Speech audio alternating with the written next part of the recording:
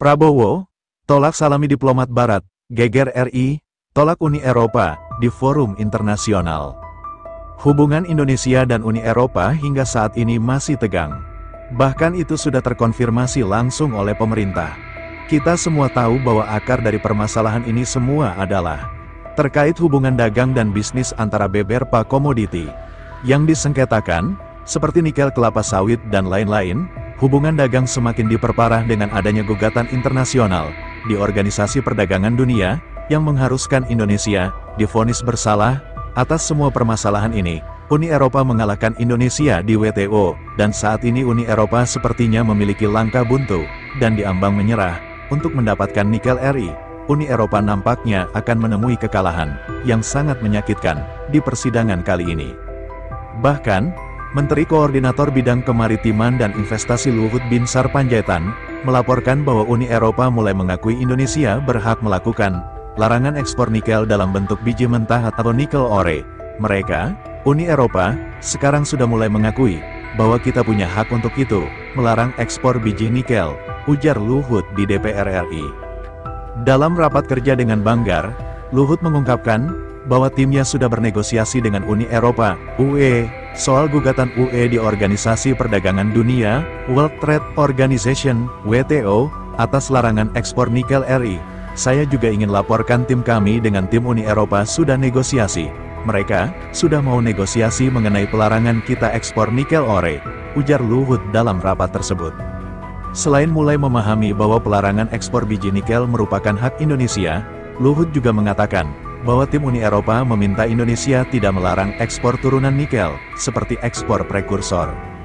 Kami tidak larang ekspor prekursor, tapi saya bilang kami juga punya hak untuk suplai. Tidak bisa kalian, Uni Eropa, dikte kami, kata Luhut. Luhut menjelaskan bahwasanya yang menjadi latar belakang dari ambisi Indonesia dalam memperjuangkan larangan ekspor nikel RI, yakni untuk mengembangkan industri hilirisasi nikel di dalam negeri. Nilai tambah dari mengolah biji nikel menjadi stainless steel, kata dia, mendatangkan nilai tambah yang tinggi. Dalam kesempatan tersebut, Luhut menegaskan ambisinya untuk menjadikan Indonesia sebagai penentu harga nikel di dunia. Sebelumnya, Indonesia dinyatakan kalah atas gugatan Uni Eropa di WTO pada Oktober tahun 2022. Gugatan tersebut terkait dengan pelarangan ekspor mineral mentah, khususnya nikel ke luar negeri yang ditetapkan berlaku sejak tanggal 1 Januari tahun 2020.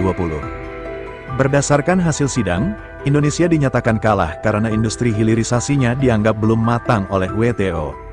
Menurut WTO, negara yang melarang ekspor suatu komoditas harus memiliki industri yang benar-benar berkembang, sedangkan Indonesia dinilai belum mencapai kemampuan tersebut.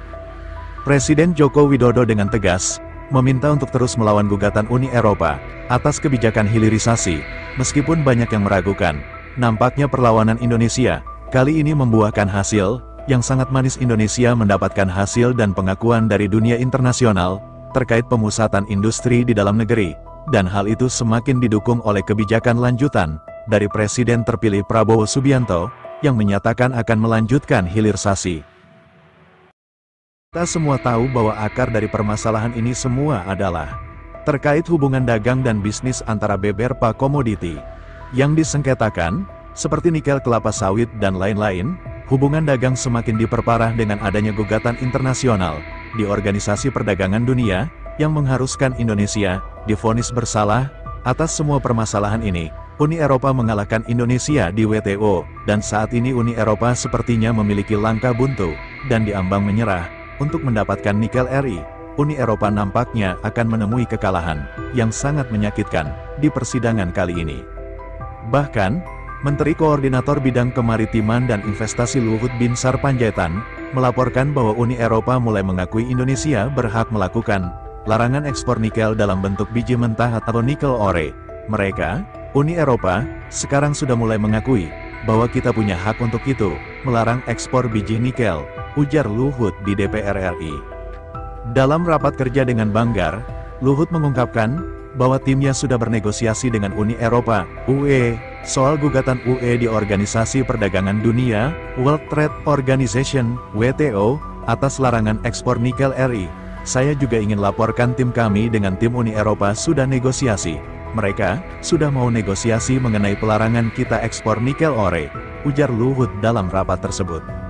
Selain mulai memahami bahwa pelarangan ekspor biji nikel merupakan hak Indonesia, Luhut juga mengatakan bahwa tim Uni Eropa meminta Indonesia tidak melarang ekspor turunan nikel, seperti ekspor prekursor. Kami tidak larang ekspor prekursor, tapi saya bilang kami juga punya hak untuk suplai. Tidak bisa kalian, Uni Eropa, dikte kami, kata Luhut. Luhut menjelaskan bahwasanya yang menjadi latar belakang dari ambisi Indonesia dalam memperjuangkan larangan ekspor nikel RI, yakni untuk mengembangkan industri hilirisasi nikel di dalam negeri. Nilai tambah dari mengolah biji nikel menjadi stainless steel, kata dia, mendatangkan nilai tambah yang tinggi.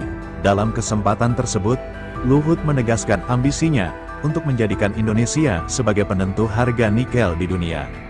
Sebelumnya, Indonesia dinyatakan kalah atas gugatan Uni Eropa di WTO pada Oktober tahun 2022. Gugatan tersebut terkait dengan pelarangan ekspor mineral mentah, khususnya nikel ke luar negeri yang ditetapkan berlaku sejak tanggal 1 Januari tahun 2020. Berdasarkan hasil sidang, Indonesia dinyatakan kalah karena industri hilirisasinya dianggap belum matang oleh WTO. Menurut WTO, negara yang melarang ekspor suatu komoditas harus memiliki industri yang benar-benar berkembang, sedangkan Indonesia dinilai belum mencapai kemampuan tersebut. Presiden Joko Widodo dengan tegas meminta untuk terus melawan gugatan Uni Eropa atas kebijakan hilirisasi, meskipun banyak yang meragukan. Nampaknya perlawanan Indonesia kali ini membuahkan hasil yang sangat manis. Indonesia mendapatkan hasil dan pengakuan dari dunia internasional terkait pemusatan industri di dalam negeri, dan hal itu semakin didukung oleh kebijakan lanjutan dari Presiden terpilih Prabowo Subianto yang menyatakan akan melanjutkan hilirisasi.